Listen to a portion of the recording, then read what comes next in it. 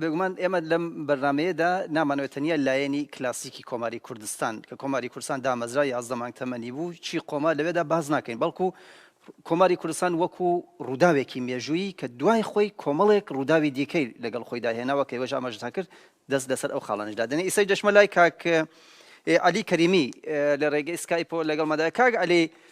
کە باسی کۆماری کوردستان دەکەین 76 ساڵ بەسەریدا تێپەڕی و بێگومان 76 ساڵ دوای کۆماری کوردستان ڕۆژهەڵاتی کوردستان لە تاریکترین قۆناغی مێژووی خۆیدایە یانێ حیزبەکان لە جاتی حیزبێک 15 حیزبی هەیە حیزبەکان لێک پەرش و بڵاون هەموو ڕۆژە لێک بڵاوتر دەبنەوە ڕژیمێکی داپلۆسێنەر هەیە کە ڕۆژانە داگیرکاری دەکات بەڵام ئەگەر لایەنی کۆماری کوردستان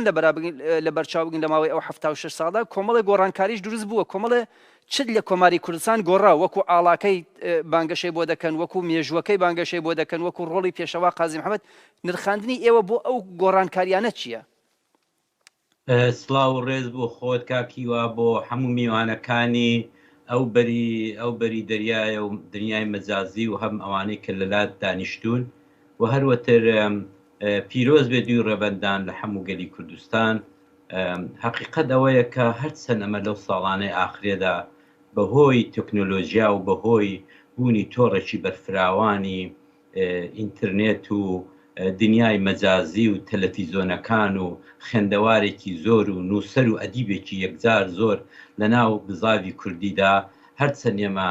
زۆر جار بەرنامەی تەلەڤیزۆنی بەرنامەی وتوێژ بەرنامەی نووسین و شتی ئاوا دەکەین بەڵام بەڕاستی دەبێت لێرە بڵێم ئێمە زۆر قوڵ ناچینە ڕۆخی ڕووداوەکان و هەرگیزا و هەرگیز بە شێوەیەکی عیلمی ئاکادمی دوور لە تەعەسسوبی چیهوشک و خاڵی دوور لە پۆپۆلیستێکی جاهیلانە بە تایبەت لە سەردەمی دنیای مەجازی و فەیسبووکوانەدا دوور لە ئەوانە دوور لەو پۆپۆلیزمە ناچینە ناو قوڵایی ڕۆخی ڕووداوەکان و هەڵیان سنجێنین و خەسارناسێکی باشی بۆ بکەین ئەمن تا ئێستا لە ئەقل لە 6-7 جار لە دوی ڕێبەندانەکاندا بەشداریم کردووە هەر لەگەڵم کاک حەسەنەی خۆمان بەڵام زۆر کەم دەبینم کە خەسارناسێک کە نەقدێک کە جێڕانەوەیەکی بابەتیانە و ڕەخنەئامێز بگرین لە هەمووی ڕووداوەکان ئەخر من پرسیارێک دەکەم خەڵک ئەو پرسیارم لێ دەکا ئاکادیمیای ئەجنەبی ئەو پرسیارم لێ دەکا دەڵێ کاکە خێرە ئێوە 76 ساڵ بە شانازێەوە دەڵێن 76 ساڵە خەبات دەکەین و هەر لە جێی خۆمانین نەتەنیا لە جێی خۆمانین ئەوە تا هەمووتان لەسەوەی متتەفیقن کە 76 ساڵ لەوەی پێش هیچ نەبێ هەنگاوێکی نەتەوەیی هاوێژراوە بەڵام ئێستا دوای 76 ساڵ ئەو حیزبەی کە خۆی بە خاوەنی کۆمار دەزانێ پێم بڵێ لە 76 ساڵدا هەنگاوەکانی بەرەو پێشچوونی چی بووە لێرەدا دەمهەوێ ئەوە باس بکەم کە حقیقەت ئەوەیە کە ئەم حیزبەی کە خۆی بە خاوەنی کۆمار دەزانێت زۆر جار زوڵم لە خۆی دەکات کۆمار 11 مانگ نەبوو کۆمار بەهۆی ئەوەی کە پێش حیزبی دموکرات چونکە ئەم تەعەسسوبی حیزبایەتی ئەوەندە زۆرە هەرچی ئیتۆیە ئەمن نایبینم هەموو شتێک دەکەمە ئی خۆم ئەتۆ بزانە لە ساڵی 42ەوە بە عیبارەتی بەڵگەیی و بە عیبارەتی جێڕانەوەش لە 39ەوە کۆمەڵەی ژێکاف هێژمۆنێکی تەواوی بەسەر ناوچەکانی ڕۆژهەڵاتی کوردستاندا هەبوو ئەمە حتا لە ساڵی 42 کە سۆڤێت و ئینگلیز ئێران لە شمال و لە جنوبەوە داگیر دەکەن کۆمەڵی ژێکاف دێت تقریبا خۆستەرێکی دموکراتی کەوکو ئێستا لە ڕۆژاوا هەیە خۆستەرێک بۆ خۆی بە ناوی قۆڵسوور و بە ناوی گۆپاڵ بەدەست و شارەکە دەپارێزن حتا هێژمۆنی ژێکاف کە کەس نازانێ چێن کەس نازانێ لە چۆن کەس نازانێ فڵان کەسە ئەرێ بۆ کاریزمای بۆ دروست بووە لە بەبێ ئەوەی کە ئەرە چاپخانەیە لە چۆیە ئەرێ نیشتیمان لە چۆ چاپ دەبێت و تەنانەت زۆرێک لە سەرۆک ئاغا و سەرۆک عەشیرەتەکانی دەوروبەری سابلاغێ کە هەمیشە و دایم ترسی ئەویانە بێ و بێن بۆ تاڵان و بێن سابلاغ تاڵانکەن پرینگاونەوە لە ژێکاف بەبێ ئەوەی کە ژێکاف دیار بێسێ باشە ئەم 4-5 ساڵە ئەمن لە سەرانی ئەمڕۆی حیزبی دموکرات دەپرسم بۆچی حیسابی ناکەن بەو خۆستەرەی کە بڵێن وڵا ئەمە کاکە حکوومەتیان کردو ئەوە تا خۆ بە هەموو بەڵگەکاندا شارەبانیان گرتۆ فەرهەنگیان داناوە مەکتەبیان داناوە زمانی کوردیان داناوە بۆ هەر دەبێتە ئەو 11 مانگەی کە جەنابی قازی محەممەدی لە چوارچرای مەهاباد ئێعلانی دوو ڕێبەندان دەکات بۆیە ئەم پێم وابێ دەبێت گەیشتوونە ئەوەی کە ئیتر منداڵی دوای ئێمە جیلنەوەی دوای ئێمە لێمان قبول ناکە ئەرێ بڵم کاکە 80 ساڵە ئەمن هەر بە هاوات و هیوای کۆماری کوردستان دەیکوتم ئێستا لە چۆم کاک هیوا ئێمە دەبێت پێنە سەرەوە دابنین کە بە درێژایی مێژووی کوردیدا نوخبە و ڕۆشنبیر و هەرچی سەرکردەی کورد کە عیبارەتە لە دەستەواژەیەک کە لە توێژێک کە پێی دەڵێن نوخبە پێی دەڵێن ڕۆشنبیر بە هەرچێک ئەمن پێم ماوێ بە درێژایی مێژوو تا ئێستاشی لەگەڵ بێ ئیرادەی نەتەوەی دەوانەدا نەبووە هەرگیزا و هەرگیز پلانی چاوایان نەبووە تۆ بزانە ئەو دەمی کە جمهوری مەهاباد یا جمهوری کوردستان لە مەهاباد دروست بووە سەردەمی دەوڵەت و نەتەوەکان بووە سەردەمی ئەو بوو کە بەدەیان وڵاتی دیکە دەوڵەت و نەتەوەی خۆیان پێکێنا ئەی باشە دوای ئەم هەمووی ئێمە لە چۆین ئێمە دەوڵەتمان نییە نەتەوەشمان نییە نەتەوەکەشمان پەرشوو بڵاوە بۆیە دەبێ بێنین نەقرز لە خۆمان بگرین بێنین بڵین ئەرێ کاکە خێرە ئەتۆ بە خۆت دەڵێ دموکرات بەڵام زمان دەبڕی خێرە ئەتۆ بە خۆت دەڵێ حیزبێکی دموکرات و نازانم سیوسیوە بەڵام هیچ ئەزمونێکی دموکراتیک ناپارێزی بۆیە ئەمن پێم وابێ کاتی ئەوەی هاتۆ بە تایبەت ئێوەی میدیاکار چی دیکە لە ئێمە قبول مەکەن کە دینە سەر شاشە بۆ ئەوەی کە بەیانی دوو کەس بەرنامەکە دەبینێت دوو جوان 4 لایکم بۆ بکە بێنین بە کەیف خۆمان بە بەژن و باڵای هەڵبین ئەخر ئەمنەوەی چی دیکە تێناگەم ئەتۆ تا دوێنێ پێرێ لە حیزبەکەی قازی محەممەدی جابوویەوە تا دوێنێ و پێرێ هەزار شتی ناحەزت لەسەر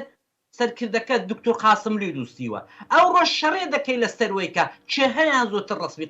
دکتۆر قاسملی بەرز دەکەنەوە ئەمە دووفاقی ڕۆشنبیری کووردا بۆیە دەڵێم کورد بە معنای ئاکادمیەکەی بە معنای ڕەخنەگرەکەی ڕۆشنبیری نییە بەڕاستی با کەس هەر کەس دڵی لێم دێشێ بابێشێت ئەمە چەند جارمەوە دووپاتە کردوتەوە کورد تا ئێستا کوونێ سەرکردەیەکی قابلی نەبووە کە بێت بڵێ کاکە ئەی میلەتی کورد تۆ ناسنامەت نییە تۆ ناسنامەت نییە وەرە حەول بدە بۆ ناسنامەکەت تۆ وەرە بزانە لەبەر تەعەسوبی حیزبایەتی تۆ 4 ساڵ لە پڕ بایخترین ئەخر ئەمە نەگەر بێنم سەردەمی کۆمار لە 1945 هەڵسەنجێنم بەڕاستی بەشی هەرە زۆری شانداغەکە و بەشی هەرە زۆری کارە موسپەتەکان لە زمانی کوردی لە جەریدە لە ڕۆژنامە لە ڕۆژنامەگەری لە هەمووی ئەوانە ئەمن دەخەمەوە سەر پێش کۆمار دەخەمەوە لە 1942ەوە لەو کاتەوە کە شارەبانی مەهاباد گیراوە لەو کاتەوە کە مدرسەی سەعادەت دانراوە لەو کاتەوە کە چی ئەمن لێرە ناتوانم کارنامەی ژێکافی لەو وەختەکەمەی کە دەیدەی بە من هەمووانت بۆ بێنم بەڵام نابێ پرسی ڕۆشنبیری کورد کە دێتە بەرنامەکەی تۆ بڵێ ئەرێ کاکە ئاغای حیزبی دموکرات کە ئەتۆ خۆت بە واریسی دوو ڕێبەندان دەزانی ئێستا ئەو ڕۆکانت تەنانەت ئەتۆ لە ڕۆژی یادبوودی کۆماری مەهاباد لە شاری هەولێرە تەنانەت دیفاع لەوەی ناکەی کە کاکە سکرتێری حیزبی دموکرات لێرە دانیشتووە بۆ کەلیمەی نادەنیە بۆ حەقی قسەکردی پێ نادەن بۆ دەبێ فلان و مەحافظی هەولێر و چێو سەرکردەی پارتی دموکرات و چێوچە دەبێ قسە بکەن بەڵام سکرتێری حیزبی دموکرات لەوێ ئەوەی بۆ قسەی پێ حەقی قسەکردنی پێ نادەن یا دەبێ نەفەری 4 و 5 و 6 بێت ئەم پێم وابێ دێرەدا ئەم ئیرادە نەتەوەیە ئەمن کە باسی میلەت دەکەم کاک هیوا با هەموو کۆمەڵانی خەڵک لێم حاڵی من ئەمن قەت کە دەڵێم میلەت مەبەستم خەڵکی شاروێران و شارە زوور و گەرمیان و فەلاح و کرێکار نییە لە هەموو دنیادا ئەوە نوخبەیە ئەوە ڕۆشنبیرە کە میلەت دروست دەکا ئەوە ڕۆشنبیرە کە نیزام دروست دەکا ئەوە ڕۆشنبیرە کە ئیرادە دروست دەکا ئەوە ڕۆشنبیرە کە بەرنامەیەکت بۆ دادنێ ئەوە غاندێ ئەوە ڕۆسۆیە ئەوە ماندێلایە کە میلەت تێک دەکاتە ئەوەی کە خەڵک شانازی بکە ئەو سویدەی تۆ کە لە دنیادا ئەو ڕە پاسپۆرتەکەی هەموو جێگایەکی پێدەچیت ئەوە میلەتی سوێدە نییە، ئەوە دێودێ هاتەکەی فلان و فلان و فلان و جنوب و شمالی سوید نییە، ئەوە نوخبەیەکی بچووکی کە بە پەنجەی دەست دەژمێردرێن لە 1970ەکان هاتن نیزامێکیان دانا، هاتن قانونێکیان دانا، سیستمێکیان دانا کە ئەوڕۆ دوای 110 ساڵ هەموو خەڵکی سوید خەڵکی سکاندیناوی لە بەری دەحەسێنەوە. ئێمە تا ئێستا ئەوەمان نەبووە. خۆ من و تۆ نین کاکیوە، دەبێ بێنین نقورس لەو سەرکردانەمان بگرین. ئەمە باسی شێخ مەحموودی دەکەم، باسی مەلا مستەفای دەکەم، باسی خازی محەممەدی دەکەم، باسی ئەوانەی ئێستا دەکەم کە ماون شکر زوندون. کاکە